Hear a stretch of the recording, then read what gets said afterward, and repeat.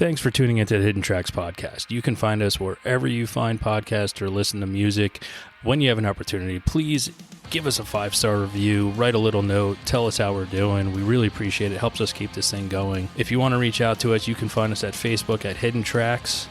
Instagram is at HiddenTracks99, and if you'd like to send in submissions or talk to us or give us any feedback about what we're doing, our email is myhiddentracks99@gmail.com. Thank you so much again for tuning in, and I hope you enjoy the show.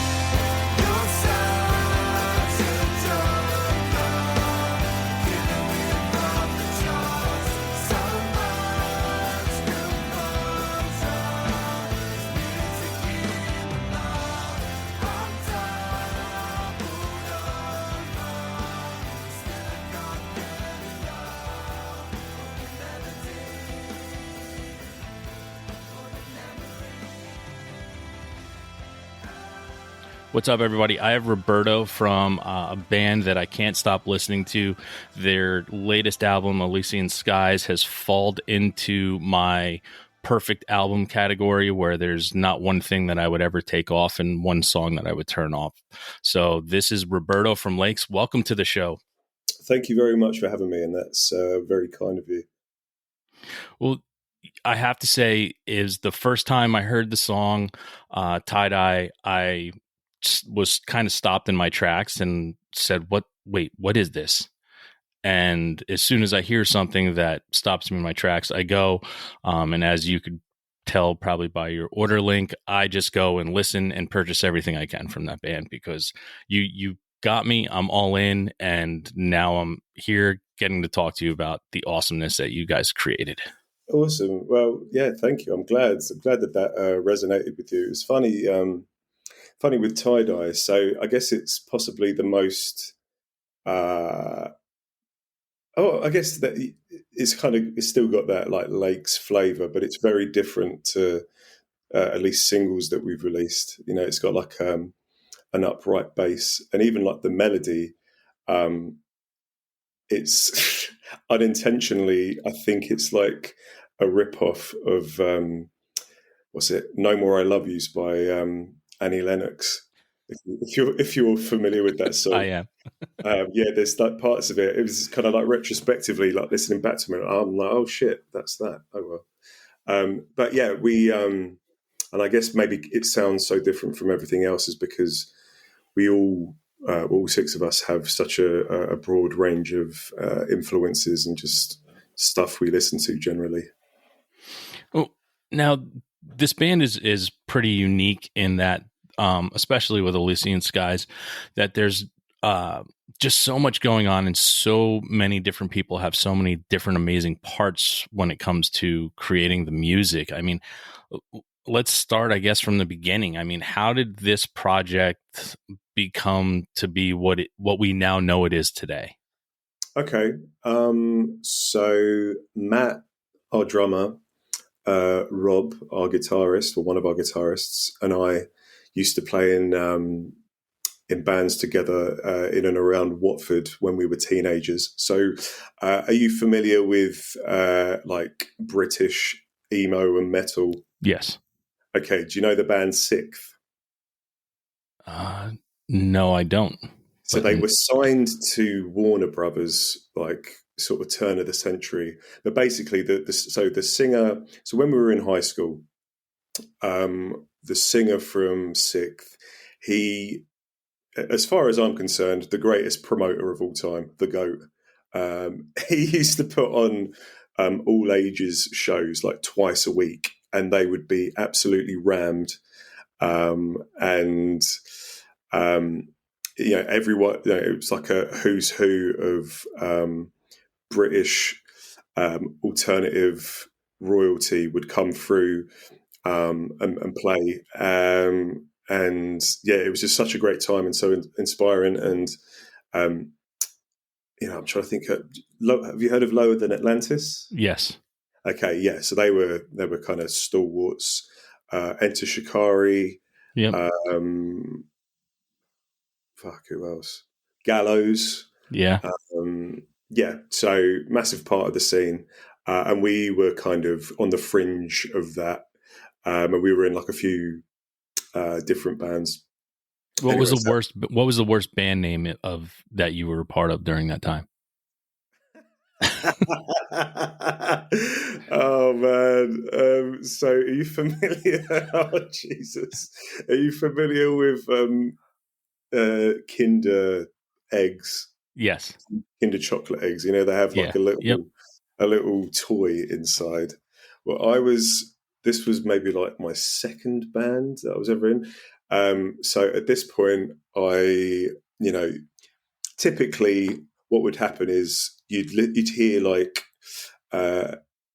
Nirvana and then Green Day. This is like 11, 12. This is like the journey for most early teens around that time. You hear those like classic albums, like Dookie and Nevermind, and then they'd sort of like be gateways to other, sort of like heavier bands or just like adjacent bands. But at that time, I was Mr. Green Day, and I was in a 3-piece pop punk band.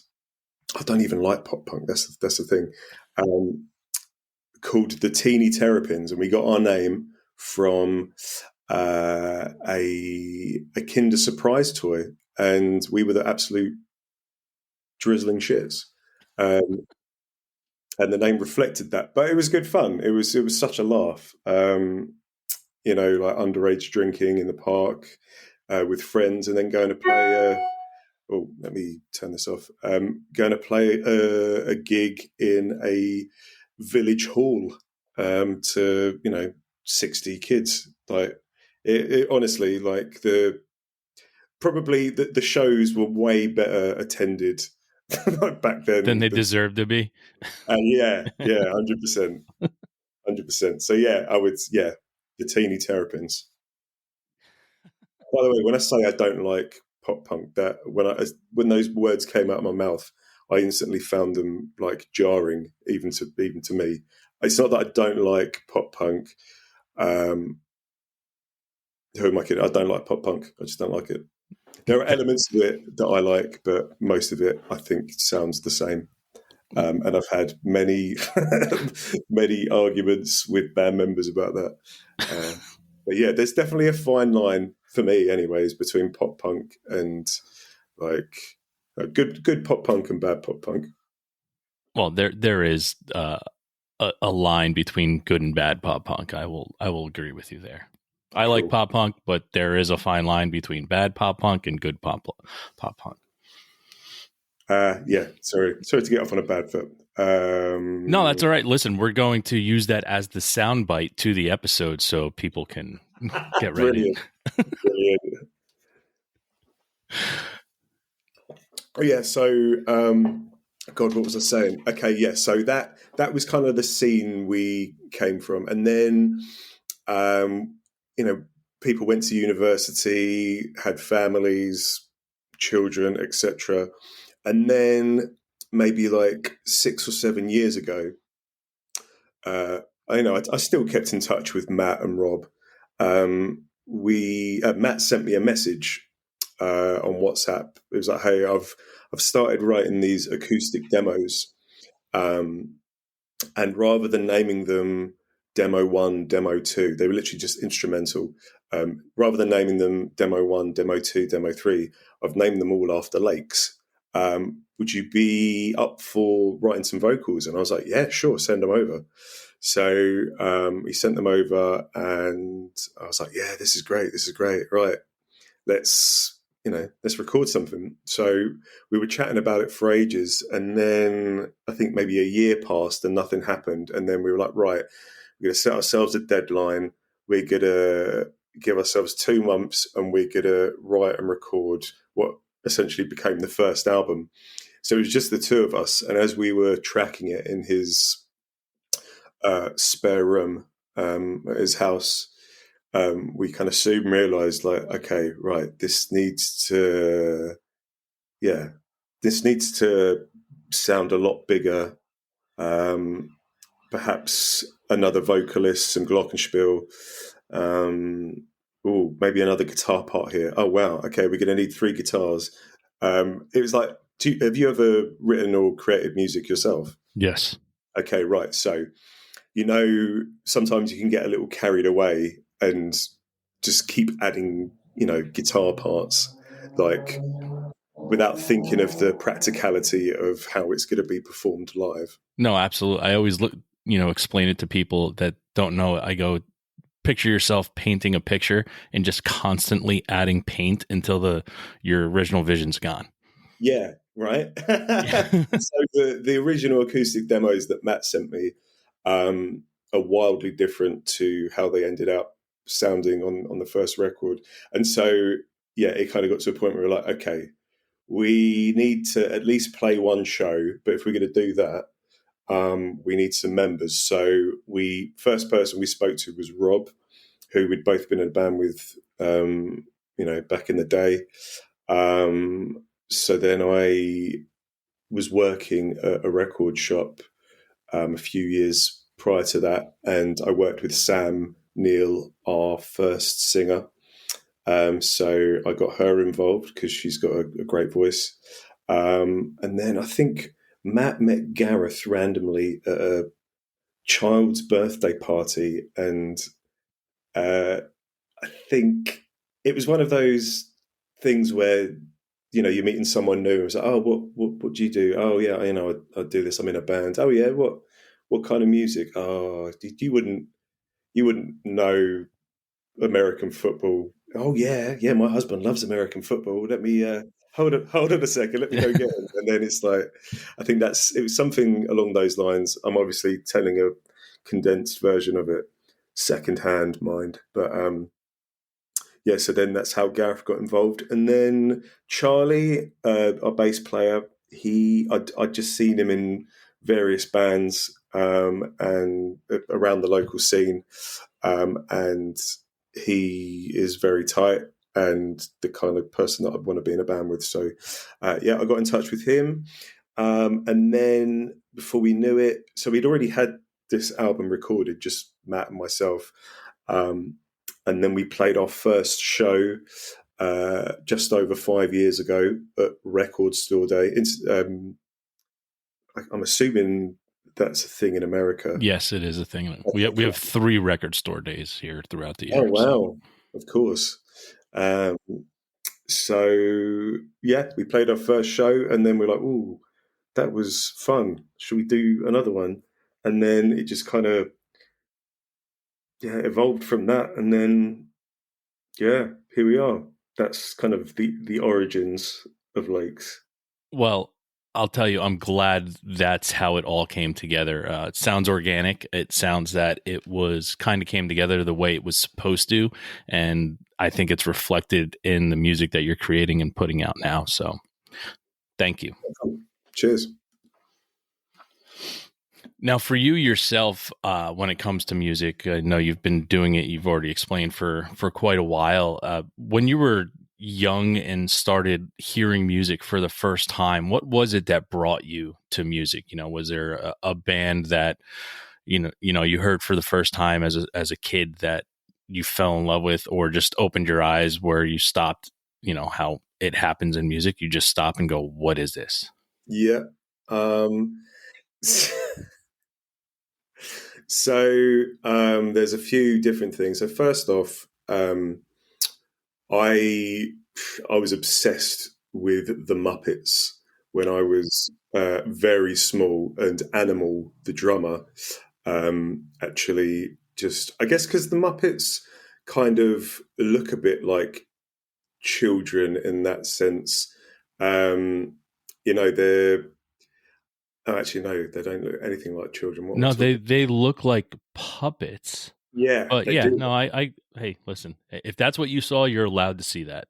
Yeah, I felt like I felt like I could relate more to the Muppets than I could, adults. So that was my thing.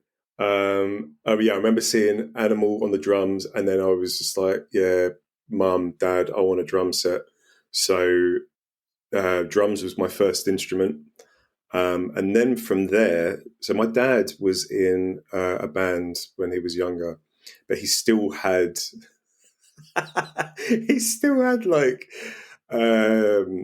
this like Les Paul guitar under his bed that occasionally he'd get out and play, and I would basically just sneak into his room, get his guitar out and just look at it, just stare at it, not knowing what to do with it. And then eventually he taught me like D, A, G, but round about that time, I think I must have been like 5 or 6 years old. I think I remember seeing, so there was like a Freddie Mercury like benefit concert, not benefit, like memorial concert thing at Wembley that was televised, and I remember seeing Guns N' Roses playing a song. I was really young, but I've got a really vivid memory of it, and seeing like Slash and be like, oh my God, he's got the same guitar as my dad. This is so cool. And then my mum bought me like a few years later, like Use Your Illusion 1 and 2 on cassette, having absolutely no idea of the, absolute filth that, that Axl Rose was spewing vocally. There I was, I must have been like 7, 6, 7, something like that. So yeah, those, my formative years, definitely Guns N' Roses. And then I got a little, when I went to start going to secondary school, you go from being in a school made of like maybe 100, 150 kids to this, mammoth 1,000 kid, secondary school.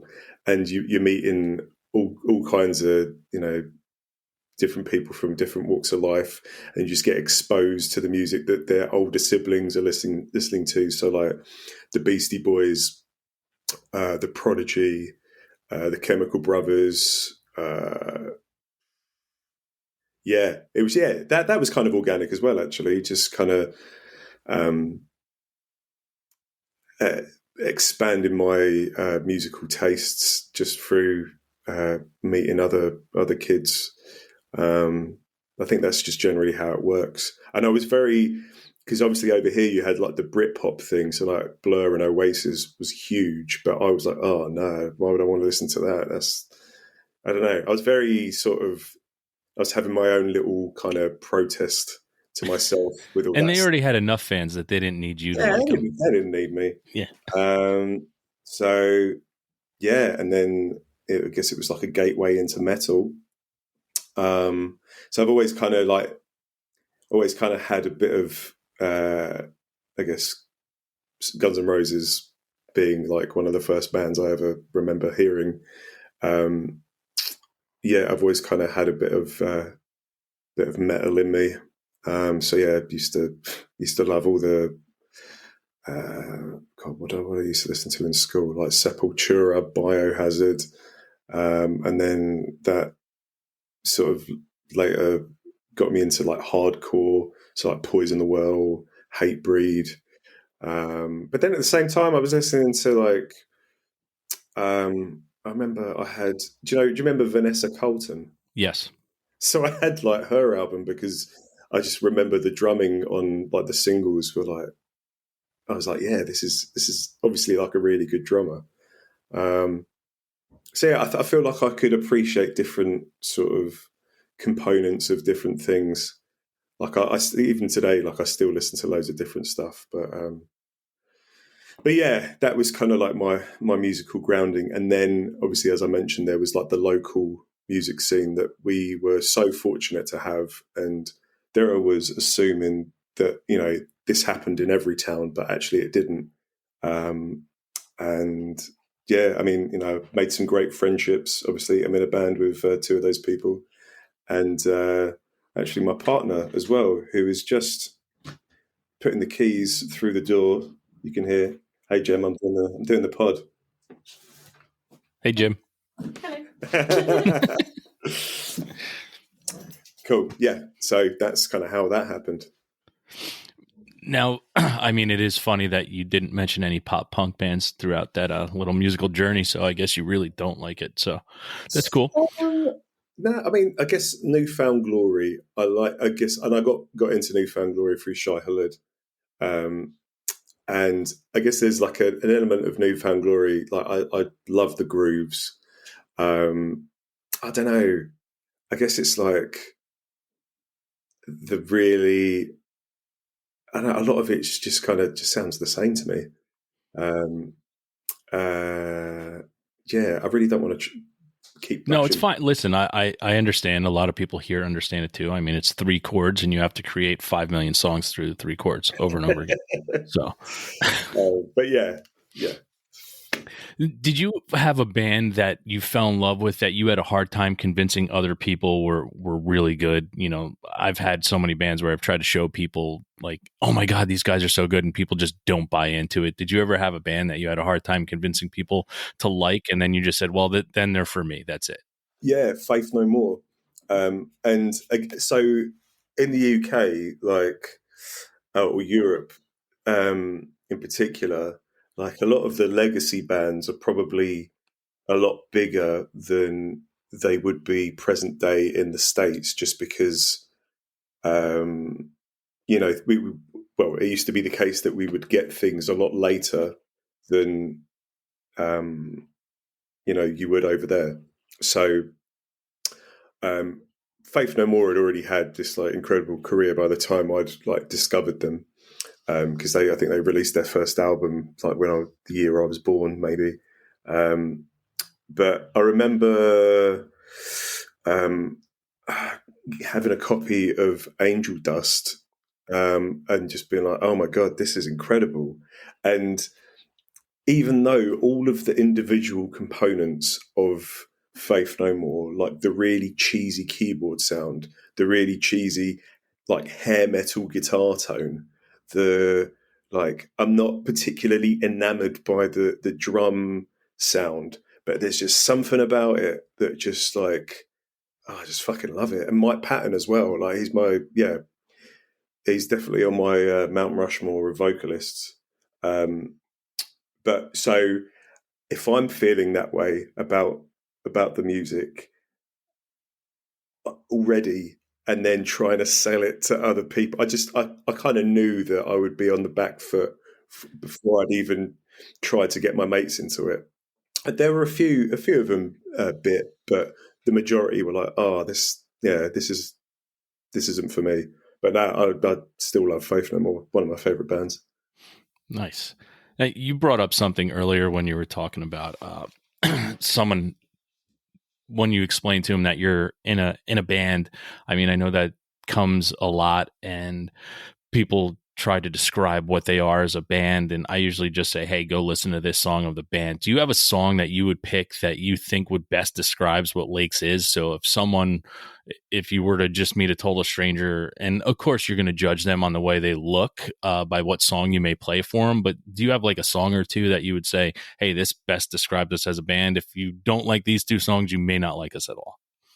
Yeah, I would, just off the bat, my knee-jerk answer would be Geneva, just because, in spite of everything that I've just been talking about with the kind of heavy stuff that I'm into, I very much have like pop sensibilities. So like, Geneva has got like the big poppy chorus, but it's also, the tunes mostly in like, I can't even remember the time signature now. But yeah, so it's technical, but it's pop, and it's got a groove, and it's got glockenspiel. So it's basically, I'd say Geneva. Definitely say Geneva. And then another song, crumbs. Probably Matches. Just because that song always goes down really well live, and again, like, there are a lot of different sections. I say a lot. There's like 4. But I feel like it covers a lot of ground, and it's technical, but it's also got the catchy chorus.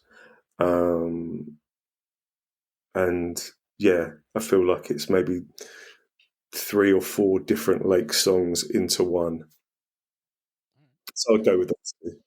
Nice. I know it's hard. I call it pick your favorite child. That's really what it is. Trying to go through your catalog to pick what you think someone else may like is always hard. So thank you for giving me an answer. Cool. Yeah. Now, you just came off a tour. Let's start at the beginning of your lifetime, of your first experience on stage to what just transpired in your life on tour. So, I mean, there's a huge gap, but what's the experience like from the first time to what you just did? So my first ever gig was at I'm going to say Summer Fate, but if you're not from the UK, you're not going to have a clue what that is. So it's like at every school, in the summertime, there will be like a mini festival, like on a Saturday afternoon, where they'll have different stalls where people will be selling arts and crafts. There will be, I don't know, like a relay race, maybe. There will be like bobbing for apples, but probably something more interesting than that. And there'll be like live music and food and stuff. So we played. So my first band. What was the name of that band? It's a weed reference, Blunt. Okay. It was exclusively Nirvana and Green Day covers. I was drumming, and we played to like maybe 10 kids and their parents who were just kind of like walking in and out of the school hall. So that was the first time. And then actually the last show we played was, Saturday at Portals. And that's honestly one of my favourite shows ever. It was at this place called Earth in Hackney in London. And like it's all on the DIY scene, and I'm sure it's the same in the States. It's so like not hit or miss, but like you just never know what you're going to get. You know, sometimes it's like you're just playing to the bands. Other times you're playing to like hundreds of people, and like we were just blown away by the amount of people that had come specifically to see us. And we're kind of at a point now where we're starting to recognize, people from like previous shows. And it's such a nice feeling. And it makes all of that driving around the country and, lifting equipment up and down flights of stairs to, vans breaking down and getting minimal sleep. It makes all of that just like, yes, I'm so glad I'm doing this. Yeah, it's that recognition that people are, behind what you're doing, right? It's, people coming to shows, seeing you guys over and over again, and you kind of start to form. And when you do recognize that person that you're constantly seeing, you're like, this is what it's all about. Because that's where I start to get really upset where, I hear bands such as yours and I can be biased in my opinion because I'm allowed to be, because it's my fucking show. But it's becomes that point where I hear a band like yours and I get super pissed off that I have to tell people about you because you're just that good. And when people are like, oh, check out this band, I'm like, listen, that band is fucking huge. And personally, I think they suck. There's 50 million other bands out there that are better than them. And it's one of those things where it's like, how does sometimes bad music rise to the top when there's amazing music throughout the world and so many amazing bands and artists? And Lakes falls into that category for me, where I can say, all right, if I own fucking Sony, this is the band I'm signing tomorrow and I'm making them huge. And that's the kind of stuff where I kind of get really upset because I fall in love with something so much and then have to constantly introduce people to it and remind them about a band when, they'll go pay fucking $2,800 to go see Taylor Swift. And it's like, all right, she's fucking great, but enough's enough. Let's make room for other people now. Yeah, well, I mean, thank you for saying that. That's very kind. But yeah, like it's that. Yeah, it's the unknown, to be honest. No one really knows. Like you, I guess because so how I would explain it, from our point of view, like a mathy emo band that isn't necessarily isn't like, it's pigeonholable, but it's kind of not, because I think you pigeonhole yourself by saying that's what you are. And I mean, I've seen write-ups on you guys and that's the explanation. And I personally, I don't feel that that's what you guys are I think you cover almost every genre that's out there except for, fucking metal and pop country. Like, I think you can be placed on any fucking playlist ever made, and you would fit.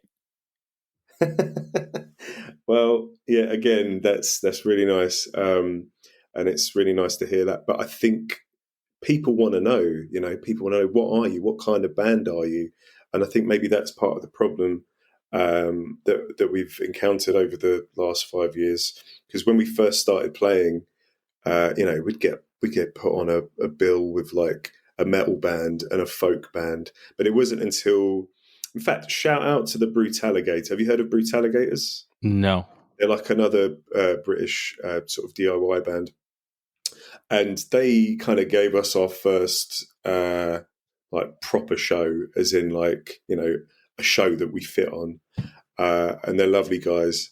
And yeah, I guess that kind of kick-started, like just meeting people and being part of a network and a community. But I guess also it's very small, like the world in which we operate, lakes, that is. So, and there's lots of sort of adjacent scenes. And I guess maybe kind of going back to what you were saying about having to tell people about us, it's because, maybe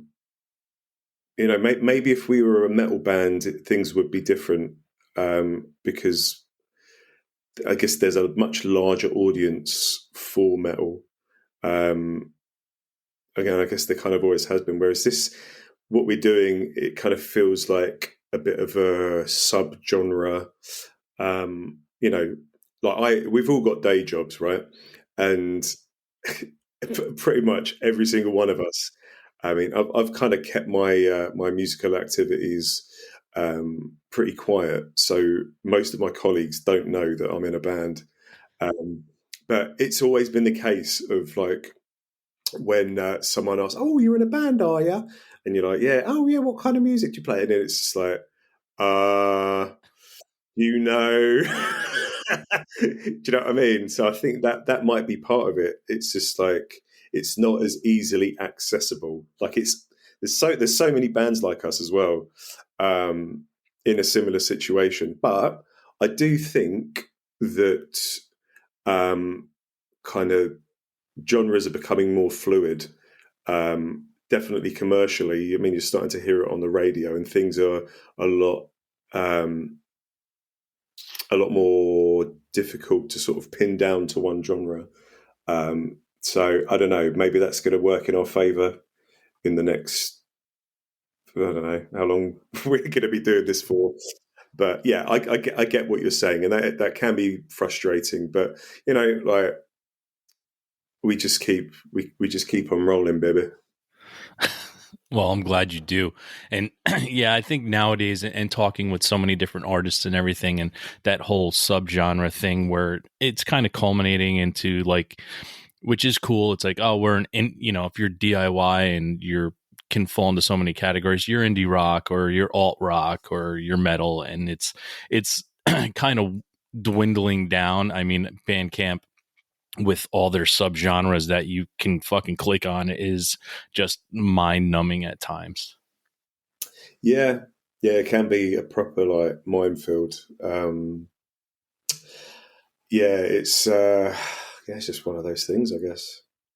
And I guess, and like kind of going back to what we were talking about earlier, like bands that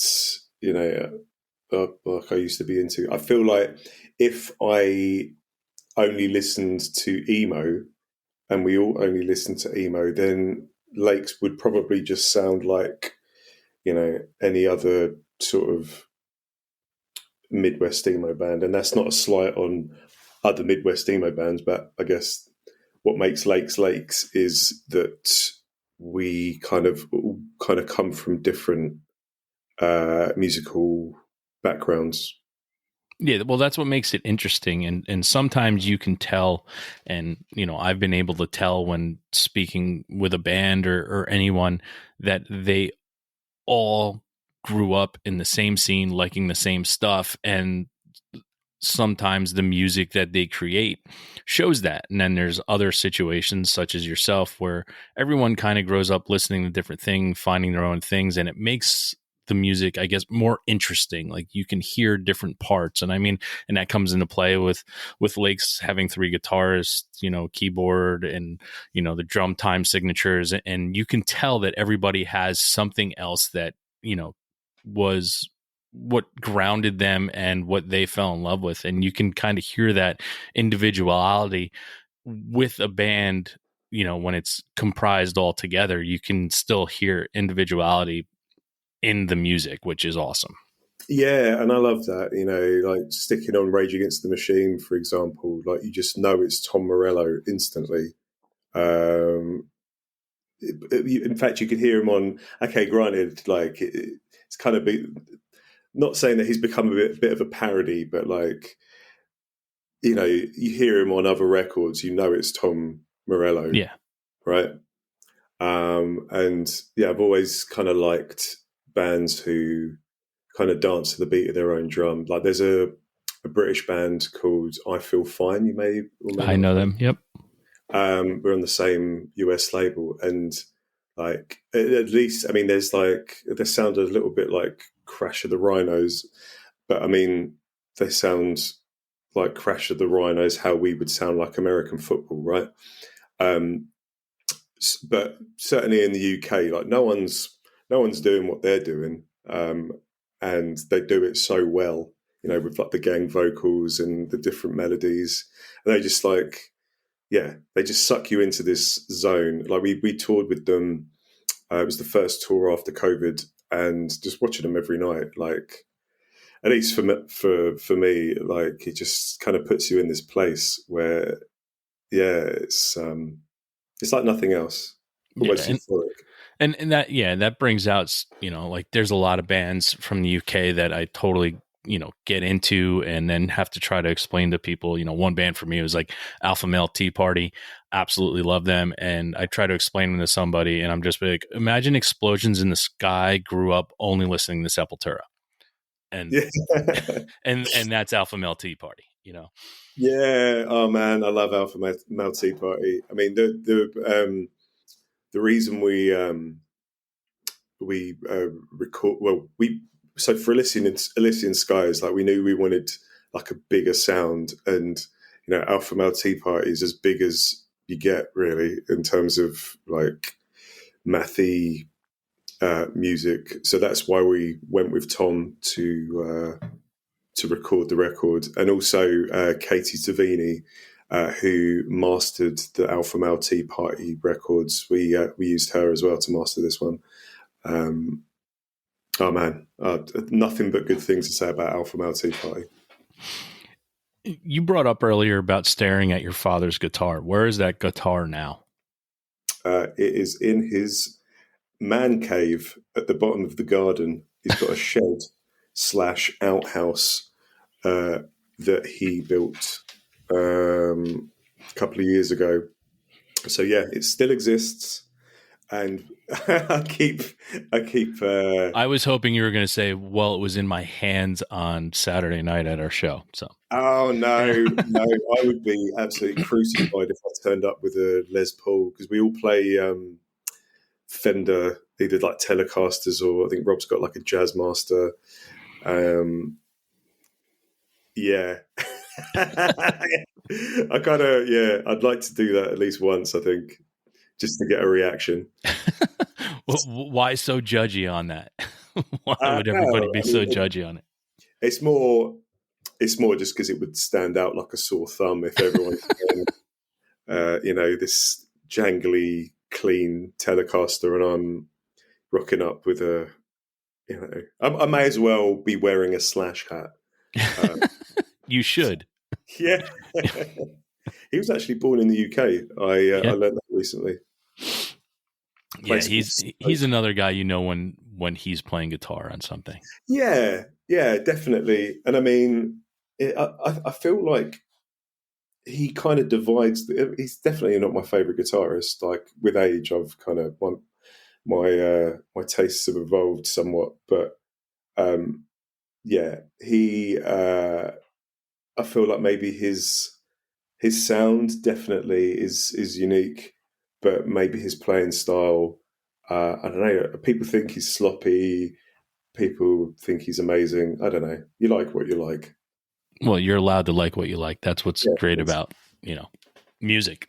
it's- Do you have a band in your life that you constantly turn to, like on a good day or a bad day, or you just don't know what to listen to, but you just always turn to a certain band and throw their music on because you know you're not going to be disappointed? wow. All of a sudden, I can't think of any bands. You see, I listen to a lot of electronic music. Well, recently I've been listening to a lot of electronic music, and I kind of always have done.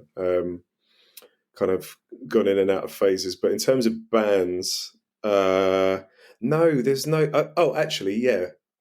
So, and this is an electronic artist. Are you familiar with the album Original Pirate Material by The Streets? No, I'm writing it down Okay. because I'm going to check it out. So The Streets are so it's like electronic beats, but with like street poetry, kind of rapped, but not really over the top. It's kind of like spoken word. Basically, this album came out in like 2001, and they've not been able to. It's the only Streets album, as far as I'm concerned. Like yeah, I don't listen to any other Streets album, but yeah, I go back to that a lot. Radiohead, OK Computer, that's a favourite. Yeah, just kind of music that I'd listen to when I was like in my mid-teen. Jagged Little Pill, Alanis Morissette. I fucking love that album.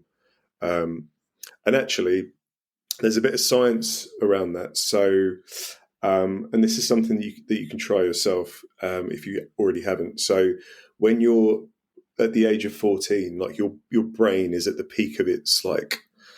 There's probably a better word to use than this, but like its absorption powers, right? So you can so the music that you listen to at the age of 14, it stays with you for like forever, basically, to the point where if you were to Google like the top 100 songs in whatever year you turned 14, in the US, so say the Billboard 100 for I don't know. So for me, it was 90. I was 14 in 1999, right? So I for the top UK songs of that year, I went through. I did this with a friend of mine, and I knew every single one of them, either by name or by sound, and I couldn't believe it. Just songs that I hadn't even thought of, or I hadn't even listened to the whole thing at the time, but I knew it. And I can't even remember why I went into this. What was it you asked me? You started this off with Jagged Little Pill. So, Oh, yeah, the music you go back to, yeah. So I think that's got something to do with it. Just like the music that you listen to as a teenager, like, yeah. Well, now I have to go back to when I was 14. So that's going to take up the rest of my day. So Honestly, appreciate mate, that. do it. Do it. You will not regret it. Oh, and there's like Jimmy Eat World as well. Like there's only, as far as I'm concerned, there's only 3 Jimmy Eat World albums. Static Prevails, Clarity, and Bleed American. That's my 3. Okay, I'm almost with you. I'm Clarity, Jimmy Eat World, and Futures. But we can agree to disagree. Yeah, we can. yeah. But those as well for me. Now, is there a music that someone would be really surprised you get tons of enjoyment out of? I mean, you already went over the, liking what you like, but is there, an artist or something that you would tell somebody that you get tons of enjoyment out and someone would just be like, what?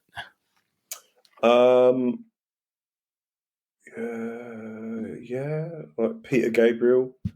I guess that's like not an obvious one. the album "So" is like, well, it's a perfect album. And it I was really going to say, is. like, that is a perfect album. My friends and I talk about it all the time. Like when we talk about perfect albums, it starts with Appetite for Destruction by Guns N' Roses, and then Peter Gabriel's "So" is just Oh a wow, perfect album. Appetite is a cool album.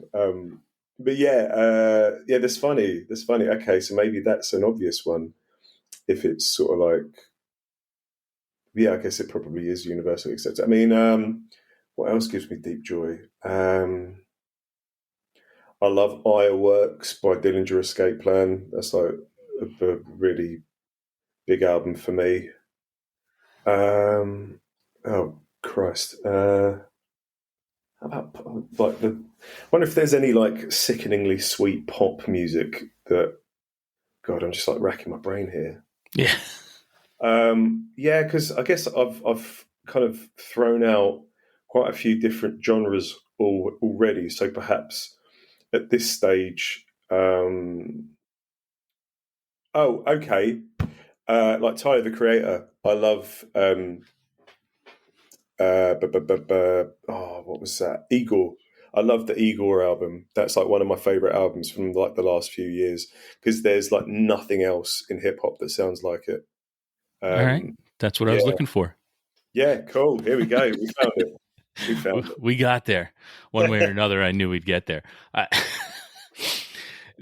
Now, growing up, playing music, playing all these shows, touring, doing things, is there a band that you were either on the same bill, or a band that you can link back to things you may have learned the most from about maybe creating music or doing live performances? Yeah, there is. So there's a guy, right? So going back to the Watford scene, which is the town that I grew up in, and we had like a lot of metal and punk bands come through, but also from the town who went on to do big things. But there was, in my opinion, like the first ever like living, breathing rock star that I ever saw. His name was Kev Banks, and he fronted this band called Gimp, and he was just like the baddest motherfucker. He's like a gunslinger, like people sit in saloons like telling gunslinger stories. He played a Gibson Explorer, and it was we only played with him a couple of times, but he went on to um, God, like his like influence on pretty much everyone in the Watford scene.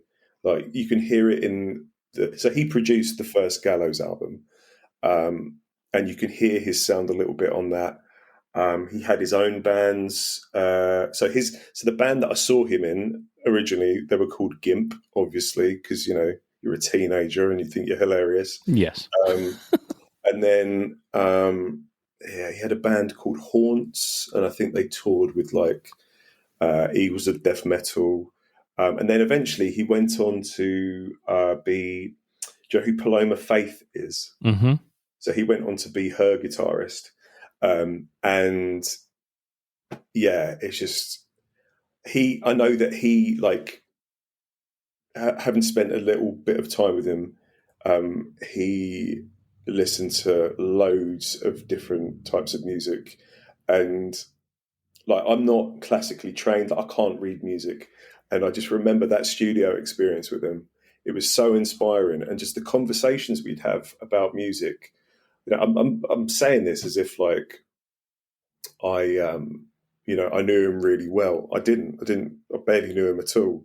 But the very limited time that we shared together, just talking about, I'm trying to explain something to him, and he'd throw out a reference. I'd be like, yes, exactly like that. Or like we pick up on the same kind of grooves, or I don't know, there was just like a bit of chemistry.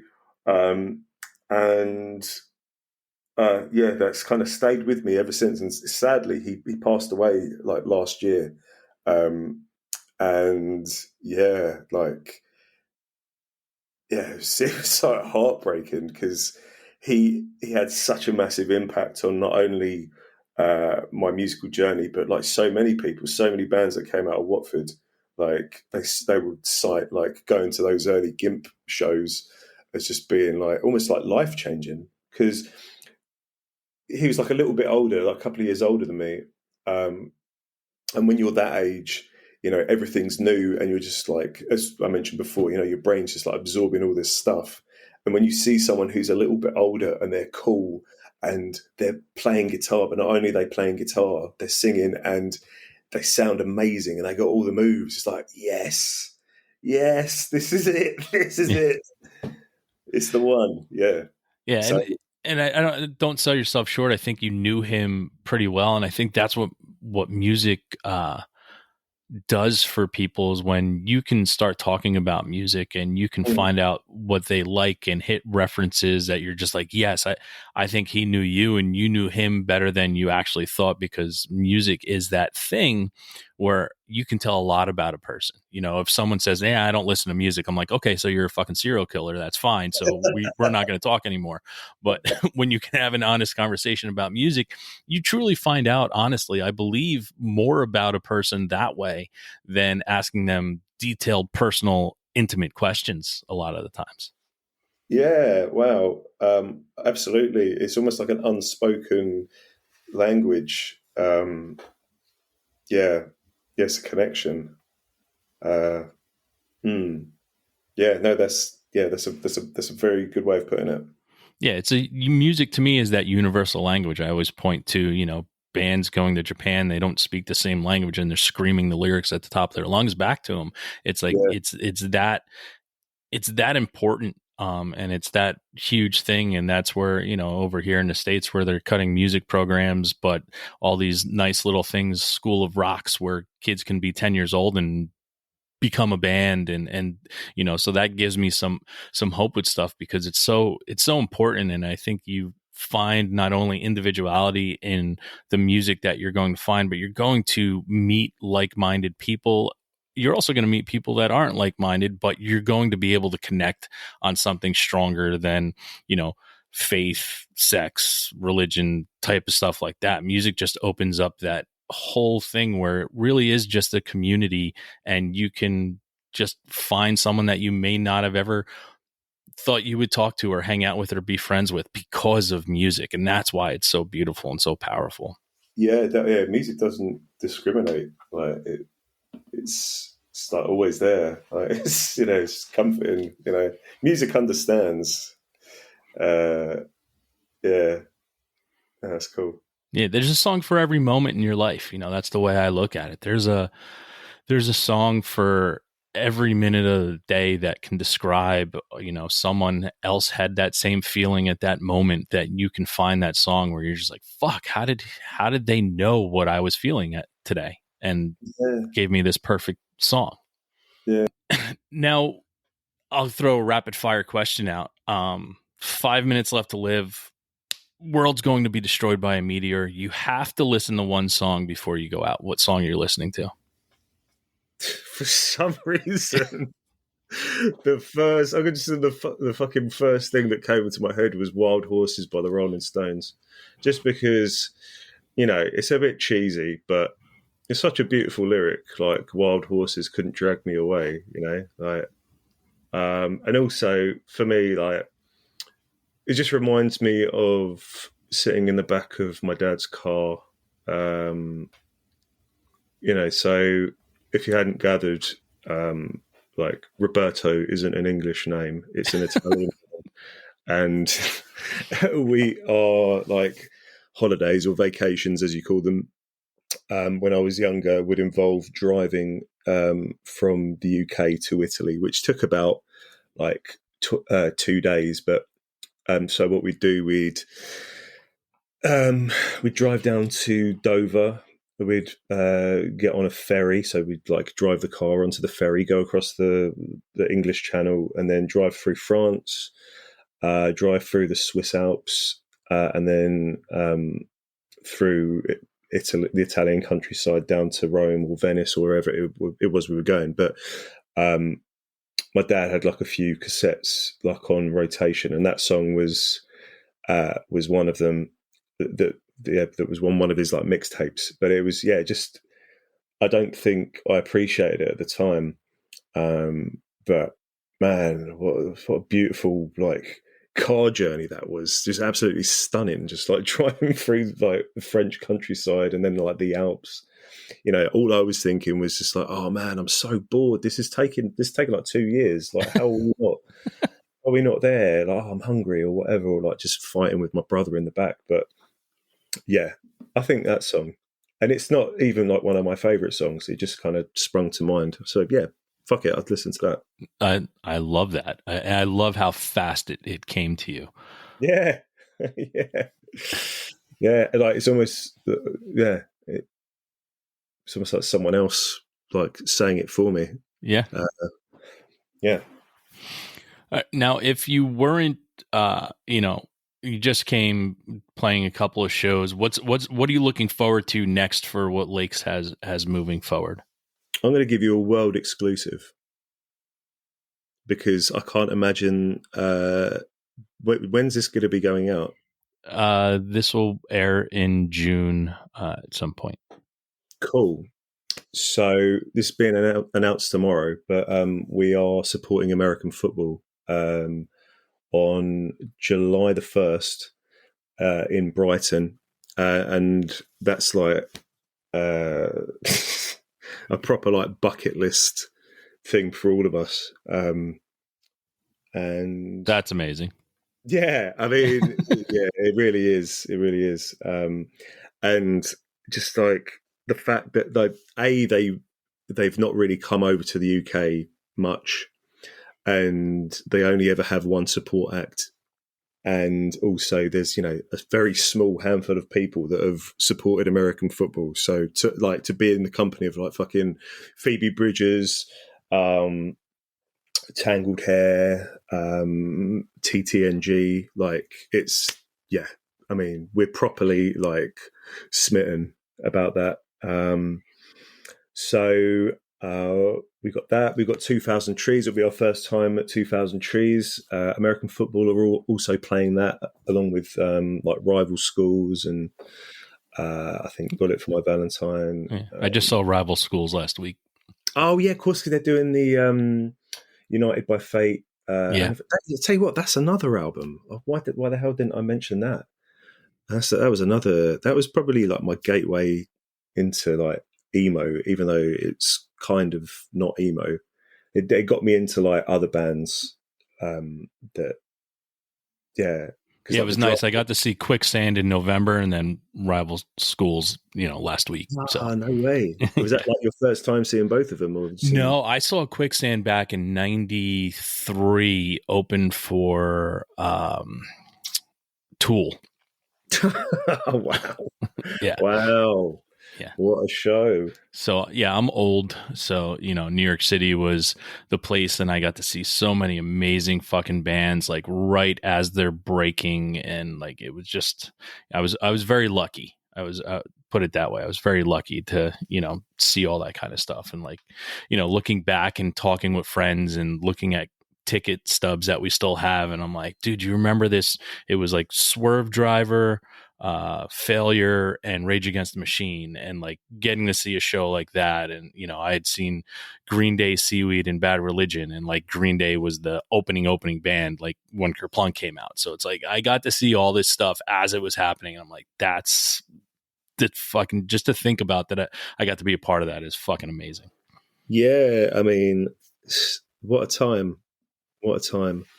Like it just, so that would have been like the 90s. Yeah, that was. Did Kerplunk come out in 90 or was it 89? Or I mean, it's much of a muchness, isn't it? But I mean, 90s cinema as well, like as well as like 90s music. It was just such a like huge decade, and possibly the last where you had all these like clearly defined genres of music. I feel like since the turn of the century, everything's just kind of like started to sort of merge together and cross over. Not that there's anything wrong with that, but I know something quite special about the 90s. No, there was, and I mean, you brought it up earlier with going over bands. I mean, the '90s were very much so. There were clearly defined lines in the sand, but everything had its place. From having new metal, and you had your Chemical Brothers and Daft Punk were coming out, and they had a place, and they were popular. And you had punk rock, and you had pop punk, and you had emo that was getting popular, and there was still alternative music. Like there was all this stuff that had its place, and it was all the radio back then was different because you never knew what the next song was going to be. Where nowadays, it's kind of going to sound like the last song you just heard. Yeah, is this still the same song? Yeah. Who knows? Yeah, cool. Very cool. Wait, so do you live in New York?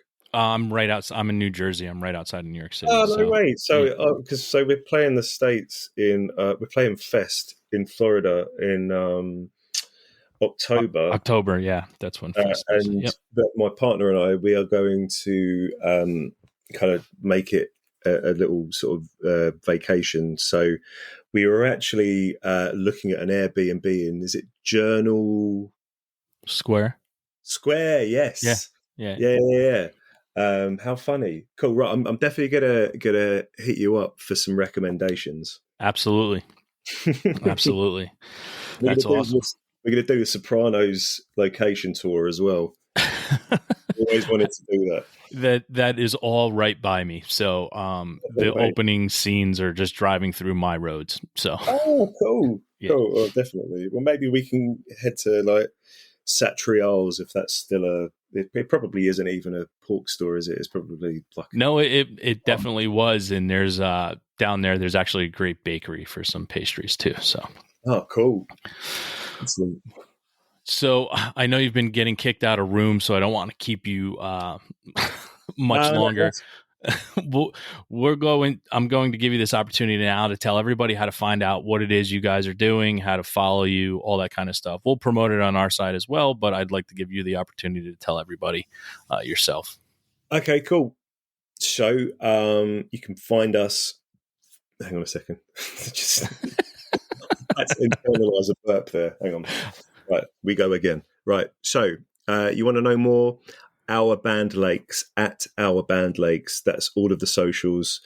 You'll be able to find out about our upcoming shows, our plans for the States in October. Check out our new album, Elysian Skies. It's on all streaming services. Walmart.com, RiteAid.org, HomeDepot.gov, all of those. Awesome.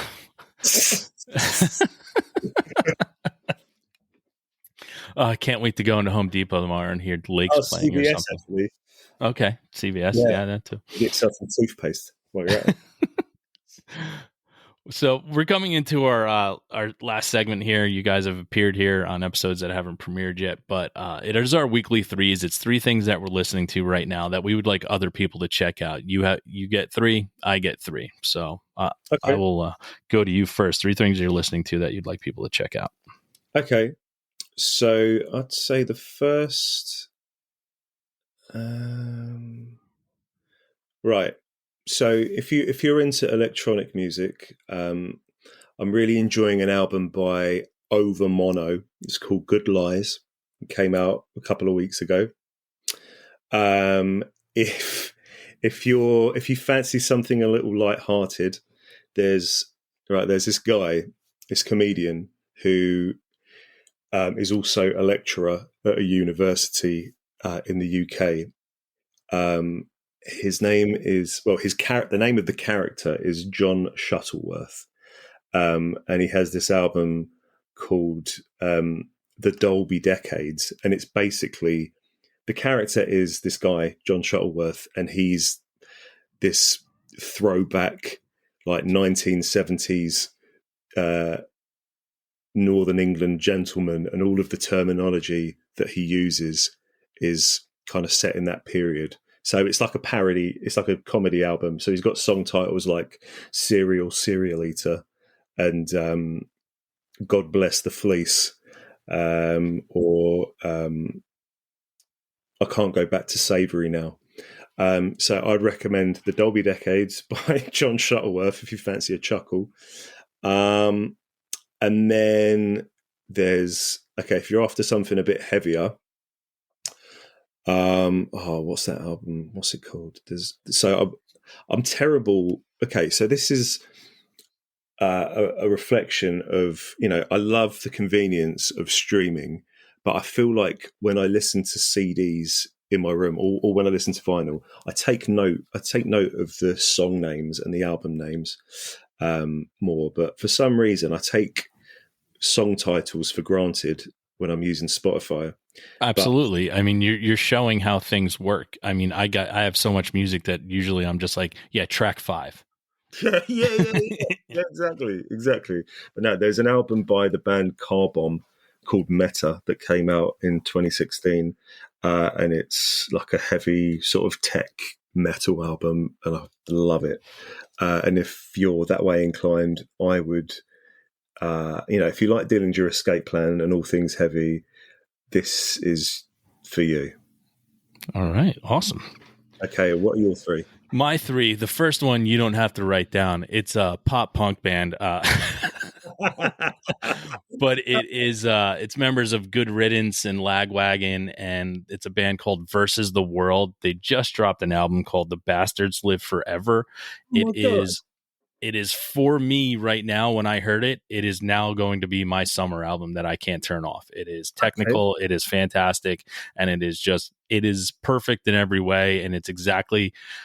Every summer there's an album that I hear for the first time and I just connect to it. And I'm like, well, that's my summer album when I'm looking for something. So it's Versus the World, The Bastards Live Forever.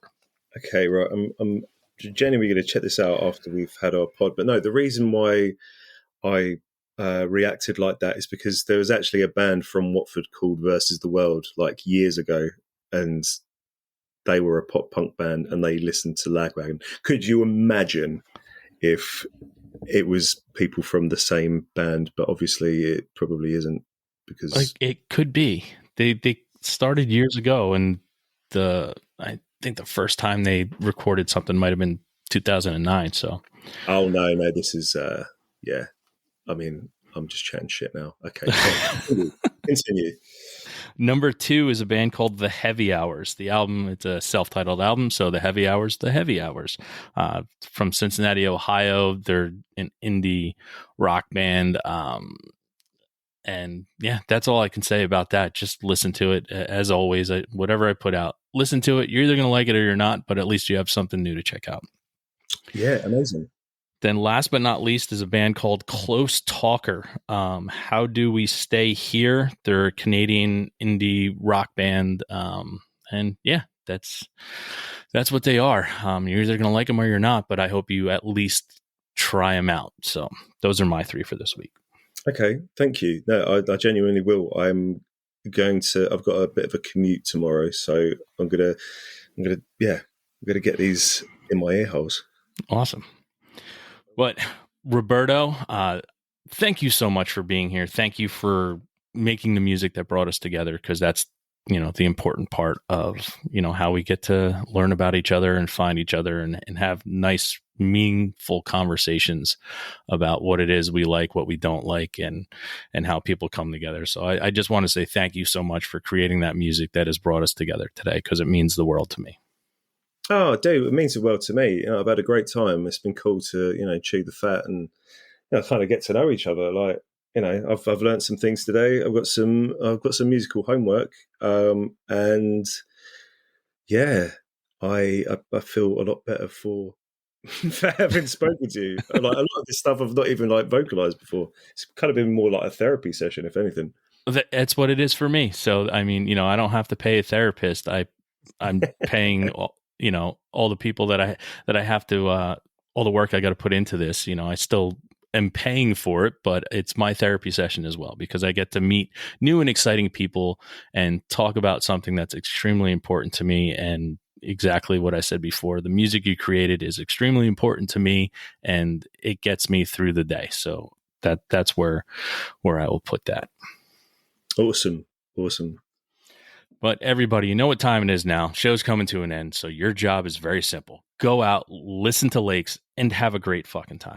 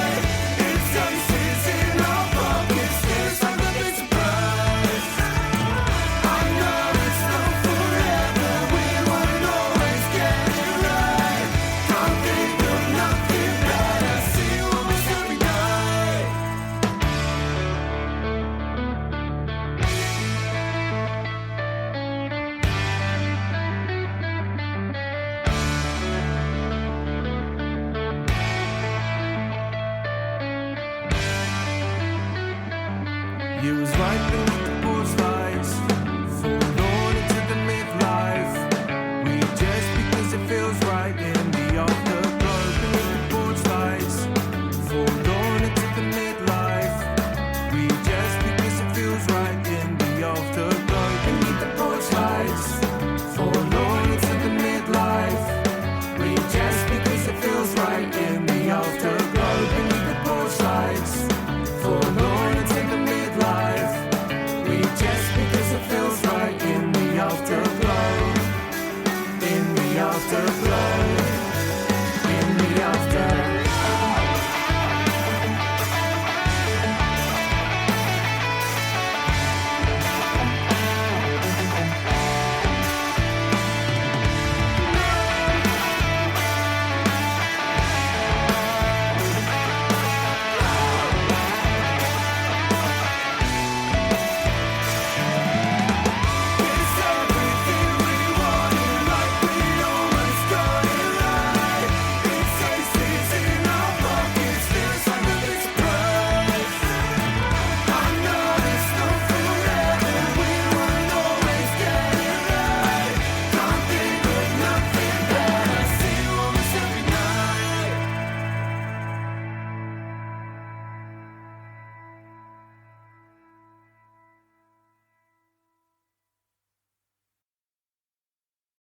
Thanks again for tuning into the Hidden Tracks podcast.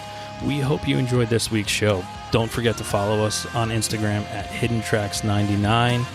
Also, send all your submissions to myhiddentracks99@gmail.com. Tune in next week. You may find your new favorite band, and don't forget to go out and have a great fucking time.